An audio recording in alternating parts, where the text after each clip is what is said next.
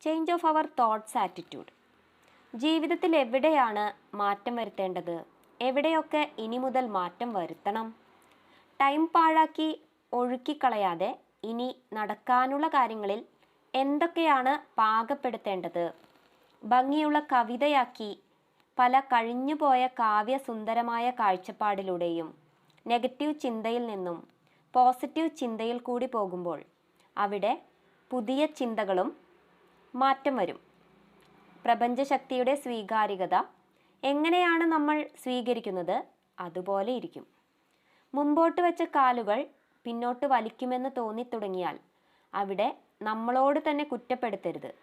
ചെറിയ മാറ്റത്തിലൂടെ നമ്മുടെ അഡ്രസ്സ് മാറ്റം വരുത്താം. കഴിഞ്ഞു പോകാറായ വർഷത്തിൽ നടന്ന എല്ലാ നല്ല മാറ്റങ്ങളും 2024 പുതുവർഷ പുലരിയിലും അനുഗ്രഹങ്ങളും സ്നേഹവും സന്തോഷവും സമാധാനവും ദൈവം തരട്ടെ.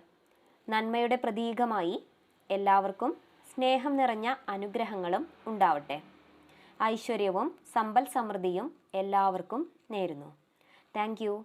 Have A nice day. Have A great day.